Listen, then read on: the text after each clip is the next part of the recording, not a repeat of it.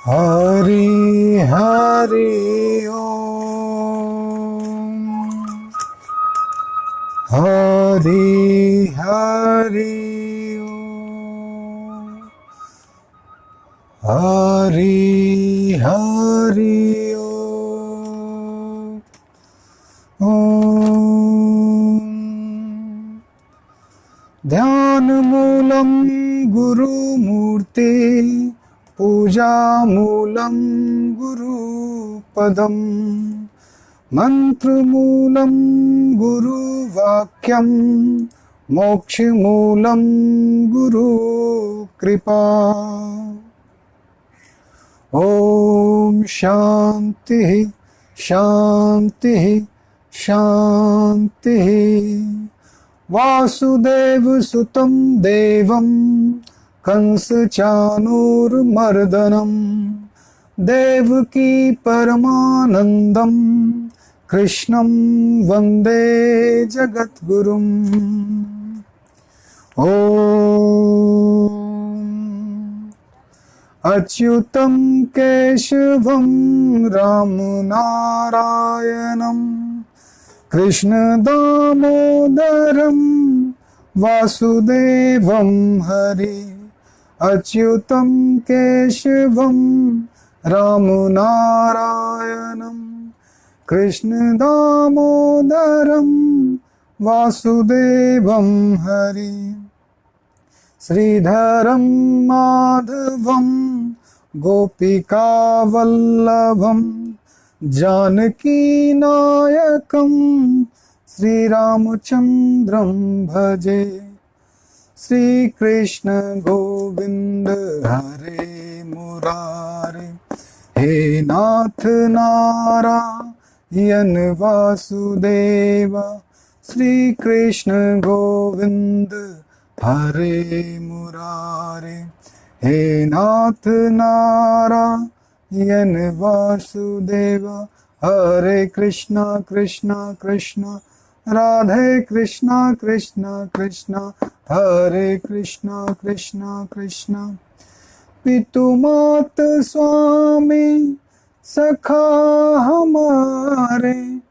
पितुमात स्वामी सखा हमारे हे नाथ नारायण वासुदेव। श्री कृष्ण गोविंद हरे मुरारे हे नाथ नारायण वासुदेव। हरे कृष्णा कृष्णा कृष्णा राधे कृष्णा कृष्णा कृष्णा हरे कृष्णा। आज हम मोह के उस पक्ष पे प्रकाश डालेंगे, उस पक्ष पे प्रवेश करेंगे जो बताता है कि मोह हमें एक प्रेम जैसे शब्द को भी दूषित कर देता है अगर प्रेम में मोह का प्रवेश हो जाए। कहते हैं प्रेम प्रेम सब कोई कहे, प्रेम करे नहीं कोई। लोभी शीश न दे सके, नाम प्रेम का ले। लोभी शीश नहीं दे सकता, लोभी अपना अहंकार नहीं दे सकता। हम दावे करते हैं कि हम प्रेम की तलाश में हैं, हमें प्रेम मिल गया, मैं किसी व्यक्ति से प्रेम करता हूँ। वस्तुतः प्रेम करने की चीज़ नहीं है, कोई व्यवसाय नहीं है, कि ये कोई दुकान नहीं है कि आपने शटर खोला और अपने व्यवसाय स्टार्ट किए, है कोई ऑफिस नहीं है कि जिसे आप 6 घंटे या 8 घंटे काम करके फिर आप घर लौट आए। प्रेम कोई कर्म नहीं है, प्रेम अकर्म में घटता है। प्रेम तब घटता है जब आप चाह से और मोह से मुक्त हो जाते हो।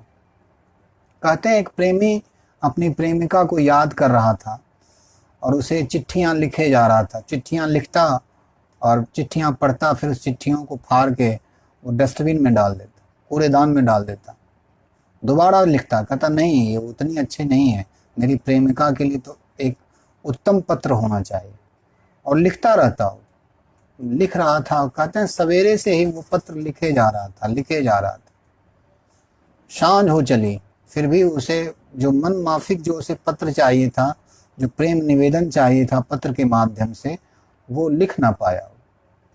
और प्रेमिका किसी दूर गांव में रहती थी, और दूर गांव में रहती थी तो वो शाम तक उसके यहाँ उसके दरवाजे पे खड़ी थी और इंतजार कर रही थी कि प्रेमी कब नज़र हटाए, लेकिन प्रेमी तो अपने प्रेम पत्रों में बिजी था। और कहते हैं रात हो गई तो प्रेमिका से रहा नहीं गया। उसने कहा कि प्रिय, मैं तो यही हूँ, तुम किसे पत्र लिख रहे हो? तो हमारी जो जीवन यात्रा है उसमें जो हम प्रेम के प्रति जो हमारा सहज आकर्षण है, सहज गति है, उस सच्चे प्रेम की तलाश जो हम करते हैं, वो प्रेम हमें मोह में फंसा देता है। हम प्रेम नहीं करते, हम चाहत करते हैं। चाहतें, नफरतें, ये जो जीवन की गति है, चाहत नफरत करना, इस गति में हम प्रवेश कर जाते हैं क्योंकि हम दूसरों से सुख पाने की कोशिश करते हैं। अगर दूसरों से सुख पाने की इच्छा है तो उसे प्रेम नहीं कहा जा सकता, उसे विशुद्ध वासना कहा जा सकता है। आप एक दूसरे का इस्तेमाल करना चाहते हैं। ये वही है कि दो भिखारी बड़ी उम्मीद से एक दूसरे के प्रति कटोरा लेके भीख मांगते हो कि मुझे प्रेम दे दो, दे दे, प्यार दे, प्यार दे। एक दूसरे से प्रेम मांगते हो, सम्मान मांगते हो, क्योंकि अपना मूल्य पता नहीं है। हम चाहते हैं दूसरे हमें पूरा कर दें, भर दे, हमें पूर्णता का एहसास करा दें। एक प्रेमी अपनी प्रेमिका के दरवाजे पे गया और दरवाजा खटखटाया। प्रेमिका ने पूछा, तू कौन? तो प्रेमी बोला कि मैं हूँ तुम्हारा प्रेमी। तो प्रेमिका ने कहा कि लौट जाओ, अभी भी तुम्हारे अंदर मैं बचा हुआ है। प्रेम तो तुम्हारे अहंकार को गला देगा। अगर तुम्हारे अंदर मैं बचा हुआ है, मेरा बचा हुआ, अभी भी मेरा है। तेरा तुझको सौंपते क्या लागे है मोर, मेरा क्या है? सब तो उस परमात्मा का ही है। फूल चढ़ा के समझते हैं कि हम ईश्वर को सुमन अर्पित किए, लेकिन वो फूल भी तो परमात्मा ही खिल के प्रकट हुआ है। जल चढ़ाते हैं, समझते हैं कि परमात्मा को हमने जल चढ़ाया, लेकिन जल वो किसका है? समस्त सृष्टि ही उसी की है। ये पूरी सृष्टि ही ईश्वर मूर्ति है, ईश्वर का साकार रूप है। लेकिन प्रेम हमें मोह में डालता है। जो सांसारिक प्रेम है, बच्चों वाला जो प्रेम है, जैसे बच्चे रोते हैं चॉकलेट्स के लिए, युवा रोते हैं अपनी प्रेमिकाओं के लिए, प्रेमिकाएं रोती हैं अपने प्रेमियों के लिए। ये जो प्रेम है, ये प्रेम मोह से उत्पन्न होता है। इस मैं को भरने की कोशिश, आखिरी कोशिश हम लोग करते हैं प्रेम के नाम पर। और वो प्रेम वस्तुतः बहुत बार लोग कहते हैं कि तुम्हारा प्रेम असफल हो गया, तुमने शादी नहीं की। उस अर्थ में तो कहीं कृष्ण और राधा का प्रेम भी असफल था, लेकिन आप जानते हैं कि वो प्रेम असफल नहीं था, क्योंकि प्रेम स्वतंत्रता की तरफ ले जाए, प्रेम मुक्त करे, तो वही प्रेम सार्थक है। जो प्रेम बांध दे, जो किसी की गुलामी करना सिखाए, किसी का फॉलोअर बनना सिखाए, वो प्रेम प्रेम नहीं है। तुलसीदास की कथा सबको पता है। अपनी पत्नी रत्नावली से बहुत प्रेम करने का वो दावा करते थे, और उनकी पत्नी अपने माँ के यहाँ थी और तुलसीदास उससे मिलने के लिए निकल पड़े। कहते हैं बारिश का मौसम था और किसी तरह से वो अपने ससुराल पहुँचे, लेकिन उनका ससुराल जो था एक नदी बीच में पड़ती थी, उस नदी को क्रॉस करके उनको जाना पड़ता। तो उन्होंने वहाँ के मल्लाह को कहा कि भाई कोई व्यवस्था करो, मुझे उस पार जाना है। कहा कि आप पागल हो, तूफान है, नाव के डूबने का खतरा है, और नाव डूबे ना डूबे, हम आप तो जरूर डूबेंगे। पागल तो नहीं हो आप, इस मौसम में आप कैसे वहाँ जा सकते हो? और कहते हैं तुलसीदास ने एक लाश को ही लकड़ी समझकर, क्योंकि प्रेम मोह में वो अंधे थे, कामासक्त थे, काम में आसक्त थे, उस लकड़ी पे सवार हो गए। वो तो थी तो लाश, लेकिन उसे लकड़ी समझ के उस पे सवार हो गए और ससुराल पहुंच गए। वहां पहुंचे तो अपनी पत्नी के घर के तरफ कदम उनके स्वतः बढ़ गए। आसपास क्या हो रहा है उनको कुछ पता ही नहीं चला। और कहते हैं एक रस्सी टंगी हुई थी, उनको लगता है मेरी पत्नी ने मेरे लिए ही ये रस्सी टांगी है ताकि मैं उनसे मिलने आ सकूं, छुप के मिलने आ सकूं। और रस्सी नहीं थी, वो सांप था। तो सांप को किसी तरह से पकड़ के वो पत्नी को जगाया उन्होंने। पत्नी चौंकी, इतनी रात को आप आए हैं, बिना कोई खबर किए चोरों की तरह। क्या ये आपको शोभा देता है? क्या ये आर्यों वाली बात है? और कहते हैं पत्नी ने उनको धिक्कारा, इस अस्थि चर्म, इस जो अस्थि शरीर है, इससे तुम्हारी जब इतनी आसक्ति है, इतनी आसक्ति तुम्हें राम के प्रति होती तो तुम कहाँ होते? धिक्कार है तुम पे, तुम इस शरीर से जो मोह पाले हुए हो, इस शरीर के सुख में जो आसक्त हो, तुम अगर नित्य की सेवा करते, नित्य की खोज करते तो तुम इस मोह से मुक्त हो जाते। शरीर तो यंत्र है, शरीर के पीछे का जो संगीत है वो परमात्मा का है, शरीर के पीछे का जो प्रेम है वो परमात्मा का है। उस विशुद्ध प्रेम की खोज करें। अगर हम प्रेम का अर्थ ये समझते हैं कि दूसरों से हमें प्रेम मिलेगा, दूसरों से हमें सम्मान मिलेगा, तो वो सम्मान, वो प्रेम बिल्कुल अधूरा है। भगवान बुद्ध से किसी ने पूछा कि सच्चा प्रेम क्या है? बुद्ध ने कहा कि सच्चा प्रेम वो है जब आदमी खुद से प्रेम करता है, जब अपनी आत्मा से ही वो तृप्त हो जाता है, अपने अंदर के अपने पे ही निर्भर हो जाते हैं, आत्मनिर्भर हो जाता है। जब तक हम पर निर्भर हैं और जब तक हम परिश्रम में इन्वॉल्व हैं, तब तक हम मुक्त नहीं हो सकते, तब तक हम इस मोह जाल से, मोह के दलदल से मुक्त नहीं हो सकते। आपका पुत्र नहीं है, वो परमात्मा ने आपको दिया है। आपकी पत्नी नहीं है, वो आपके लिए कुछ समय के लिए आपकी हम सफर है, लेकिन उसमें परमात्मा के ही स्वर हैं, परमात्मा का ही रूप है। वही पत्नी बन के आया है, वही पुत्र बन के आया। कहते हैं कि पति अपनी पत्नी को प्रेम नहीं करता क्योंकि वो उसे अपना मानता है, उसमें अपना अपनत्व भाव देखता है, इसलिए उसके प्रति प्रेम का प्रस्फुटन होता है। तो ये जो मोह का जो जाल है, इस मोह से आपको मुक्त होना पड़ेगा। यदा ते मोह मोह कली कलम बुद्धि व्यति तरिष्यति तदा गंतव्य असि निवेदनम श्रोतव्यस्य श्रुतस्य च। जब तुम्हारी बुद्धि मोह रूपी सघन वन को पार कर जाएगी तो हे अर्जुन, तुम सुने हुए तथा सुनने योग्य सबके प्रति अन्मयस्क हो जाओ। ये जो शरीर के लिए जो भोगों की एक पूरी श्रृंखला, सुपर मार्केट जो तैयार किया गया है बाजार में, आपको हर तरह की सुविधा दी जा रही है, आप एक तरह से डिपेंडेंट हो रहे हो। आपने स्वतंत्र चेतना का डेवलपमेंट अपने अंदर किया ही नहीं है, आप बंधे हुए इन सब सारी चीज़ों से। मार्केट आपको दौड़ाता है, आप मार्केट के पीछे जाते हो। कोई रिश्ता आपको दौड़ाता है, वो उस पर आप निर्भर हो, उस मोह में आप फंसे हुए। आपका प्रेम स्वतंत्र नहीं है, सूरज की तरह नहीं है कि वो परवाह नहीं करता कि कौन सामने है, वो तो बस अपनी रोशनी में जीता है। प्रेम किया नहीं जाता, प्रेम होता है। जब आप सूरज प्रकट होता है तो वो अपनी किरणें स्वतः बिखेरता है, बिना किसी उम्मीद के सामने वाला उसको ग्रहण कर रहा है कि नहीं कर रहा। तो प्रेम की जब उस अवस्था पे आप पहुंचते हो तभी आप मोह मुक्त होते हो।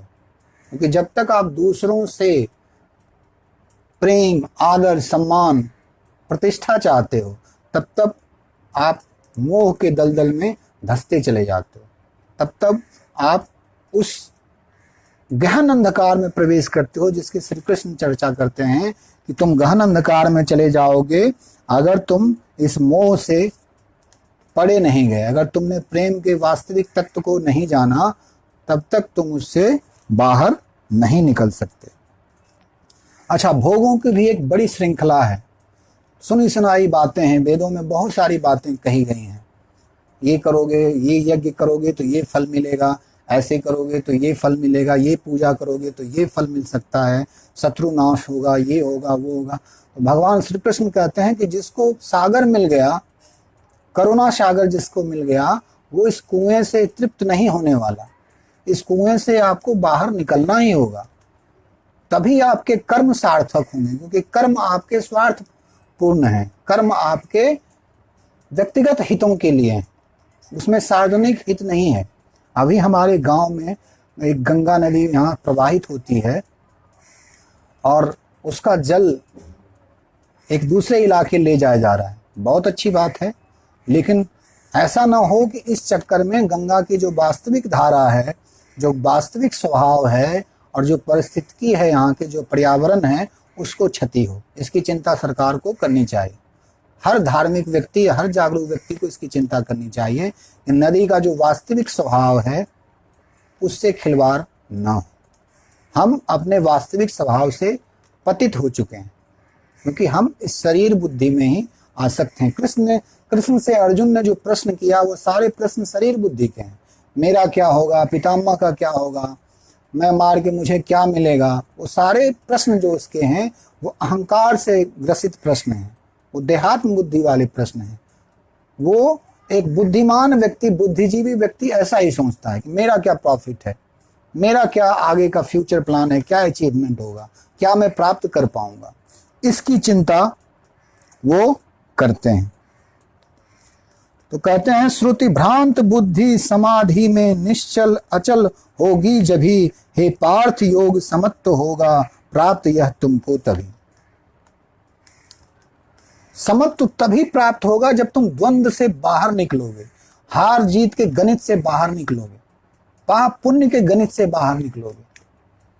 और तब तुम कब उस चीज से बाहर निकलोगे? जब तुम अपने अंदर समग्र चेतना डेवलप करोगे। एक व्यक्तिगत चेतना से जीने वाला व्यक्ति कभी भी सुखी नहीं हो सकता, हमेशा तनाव में रहेगा। हम बाहर को फिक्स करने की कोशिश करते हैं कि बाहर किसी तरह से फिक्स हो जाए, सारी परिस्थितियां हमारे अनुकूल हो जाएं, मौसम हमारे अनुकूल हो जाए। गर्मी लग रही है, हम वातानुकूलित ले आते हैं, अपने रूम में वातानुकूलित लगा लेते हैं। तो एक तरह से नेचर का विरोध हम लोग करते हैं। साइंस के नाम पर हमने नेचर से लड़ाई लड़ी है, बहुत सी लड़ाइयाँ हमने जीती हुई हैं। रात में क्रिकेट खेलते हैं, IPL होता है, क्रिकेट का गेम होता है, बहुत सी चीज़ें होती हैं, वो अप्राकृतिक है। नाइट कॉल सेंटर का जॉब एक समय भारत में बूम कर रहा था। लोग रात में जॉब करते थे, दिन में आके सोते थे। उनके स्वास्थ्य पे क्या प्रभाव पड़ा आप सब जानते हैं। क्या पड़ता है, महानगरों का जीवन क्या है। उनके पास कहते हैं कि सारा समंदर मेरे पास है, एक बूंद पानी मेरी प्यास है। सब कुछ है उनके पास, सारे धन वैभव हैं, लेकिन एक प्राकृतिक जीवन नहीं है, एक प्लास्टिक जीवन है, आर्टिफिशियल लाइफ है उनकी। प्रकृति से टूटे फूटे लोग हैं वो लोग। कृष्ण कहते हैं कि वो समत्व आपके अंदर तब तक प्रकट नहीं हो सकता, वो समत्व तब तक उपस्थित नहीं हो सकता जब तक आपकी सुनी सुनाई बातों में जो मार्केट, जो टेलीविजन जो आपके दिमाग में डाल रहा है उससे आप बाहर नहीं आते। जब तक आप ये अंतर नहीं कर पाते कि आपके शरीर की ज़रूरत क्या है, आपके मन की ज़रूरत क्या है, तब तक आप चाह के खेल में फंसे रह सकते हैं। क्योंकि चाह गई चिंता गई मनवा बेपरवाह, जिनको कछु नहीं चाहिए सोई सहंसा। जिनको कुछ चाहिए वो सहंसा कैसे हैं? वो तो भिखारी हैं, बस एक बड़े लेवल के भिखारी हैं। एक छोटा भिखारी होता है, एक बड़ा लेवल का भिखारी होता है। तो कृष्ण कहते हैं कि तुम जो कर्म करो वो कर्म तुम अपने अहंकार के लिए मत करो, लोक कल्याण के लिए करो, प्रकृति के लिए करो। प्रकृति सुंदर होगी, प्रकृति स्वस्थ होगी। आज हम लोग पेड़ लगवा रहे हैं, आज हम प्रकृति की चिंता कर रहे हैं। वैज्ञानिक लोग कोशिश करते हैं कि ग्लोबल वार्मिंग को कंट्रोल किया जाए।